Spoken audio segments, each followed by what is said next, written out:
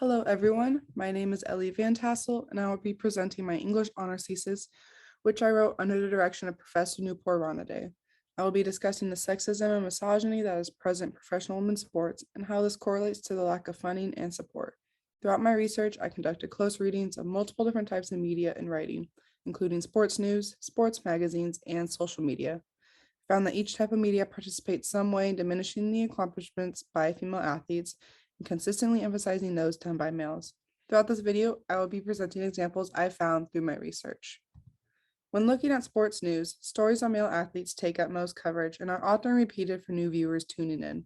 Women's sports stories are few and rare, and when they are shown, the reporter assigned to it often delivers the news in a dull, monotone voice. The lack of excitement for the delivery of the story results in a lack of excitement for those watching, prevents any new support from emerging. When female athletes are covered in the news, the report tends to focus more on their body or age rather than on their accomplishment. The video example I have here is of Chloe Kim winning her first gold medal in snowboarding at the 2018 Winter Olympics. Listen to what the reporter says about her.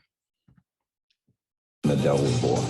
If she was 18, you wouldn't be ashamed to say that she's a little hot piece of ass. Now, she was 17 at the time, but neither her age nor her body should have anything to do with her winning a gold medal. She was also wearing a full snowboarding suit, which is hiding what her body looks like.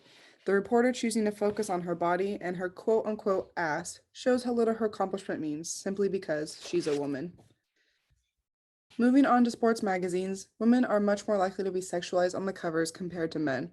The two most popular sports magazines are ESPN and Sports Illustrated.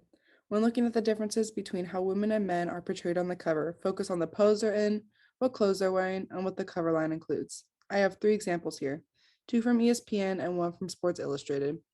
Right away, you can see the difference in how Serena Williams posed compared to Stephen Curry and Simone Biles. Her skin is exposed, she's posed sexually on a throne, and nowhere on the cover does it mention the sport she plays, which is tennis. Simone's picture shows some skin, and her pose places emphasis on her body, but she is at least dressed in a leotard, which is the uniform for her sport. But her sport is also not mentioned.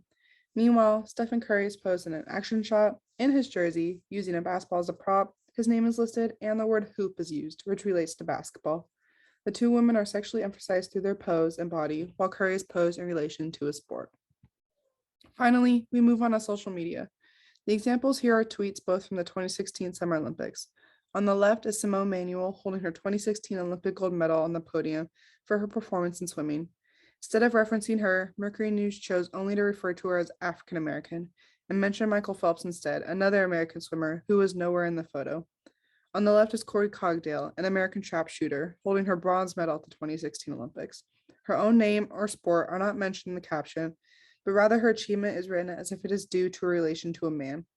Both captions fail to correctly address the women being shown in the photos and rather mentions male athletes who have no correlations to accomplishments achieved by both Simone Manuel and Corey Cogdale.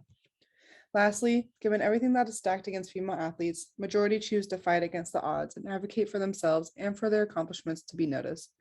Chloe Kim, Sue Bird, Simone Manuel, and Alex Morgan co-founded Together, a digital social media platform that highlights the next generation of women in sports by telling their stories with an air of representation and equality. This platform is founded by women for women because these athletes understand how important it is for the younger generation of female athletes to have role models to look up to. Similarly, the Representation Project created the hashtag #RespectHerGame. This project uses media to challenge and call out harmful gender norms and stereotypes. The hashtag was created to call out Olympic coverage in 2021 for its sexism, specifically broadcasters and news anchors, so reports such as the one on Chloe Kim in 2018 don't happen again. So why should we care? Women make up almost half of the world's population. By dismissing their accomplishments in any industry, society is essentially saying that half of the population does not matter. The examples of sexualization in this presentation provides a basic idea of how negative representations can have real-world consequences. The sports industry can be a good place to start to change the misogynistic and sexualized way of looking at women. Companies like Together and the Representation Project are already working toward promoting positivity towards female athletes. Since these companies are smaller, real change will not happen until the bigger sports companies follow their lead. Thank you for listening.